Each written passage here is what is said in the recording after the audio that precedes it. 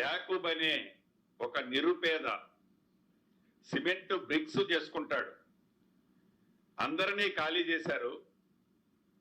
ఆ యాకూబు తన భార్య, తన కొడుకు, తనొక్కడు చాలా ఎత్తు ప్రదేశంలో ఉన్నాడు. ఇందాక నేను చెప్పినట్టు కనీ విని ఎరగని ఫ్లడ్ వచ్చింది, 1,60,000 అన్నాను. దీంతో అతను ఆ పూరింటిలో నివసిస్తూ ఫ్లడ్ వచ్చేసరికి పైకి ఎక్కాడు. మార్నింగ్ నుంచి నేను ఒక 25-30 టైమ్స్ అతనితో పర్సనల్ గా ఫోన్ లో మాట్లాడుతూ ధైర్యం చెప్పుకుంటూ వచ్చాను. అటు 3 ప్లేసెస్ లో ఏదైతే నేవీ వాళ్ళకి సంబంధించిన హెలికాప్టర్లు ట్రై చేసి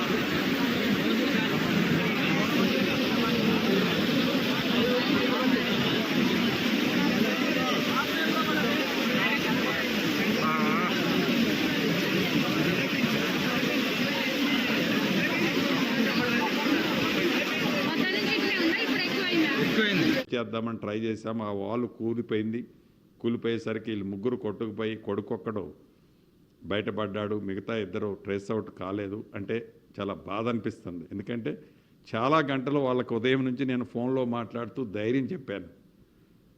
వాళ్ళు ఆ తల్లి మాట్లాడింది ఇప్పటికీ నాకు రిపీట్ అవుతూ ఉంది. ఇటువంటి ప్రాణ నష్టం జరగొద్దు అన్నదే ఈ ప్రభుత్వం కాదు, వ్యక్తిగతంగా నాది, గౌరవ ముఖ్యమంత్రి గారి తాపత్రయం. ఆ డోన్ తెప్పించి లైఫ్ జాకెట్స్, ఆ డోన్ ద్వారా ఒక థ్రెడ్, ఒక 20 మీటర్స్ రోప్ని ఏదైతే లైఫ్ జాకెట్స్ ని పంపించాం, అవి కూడా వేసుకున్నారు. వేసుకున్న తర్వాత కూడా నేను వీడియో కాన్ఫరెన్స్ జరిగే ముందు కూడా వాళ్ళతో మాట్లాడాను ధైర్యంగా.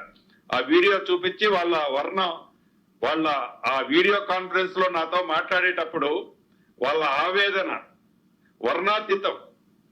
అంటే చావు చనిపోబోతున్నాను అనేది ఆ తల్లి నాతో మాట్లాడి ఆ ఘోష ఎప్పుడు నాకు కనిపిస్తుంది. ఇప్పుడే ఆ గోడ కూలిపోయిందట 2 మినిట్స్ ముందు. చాలా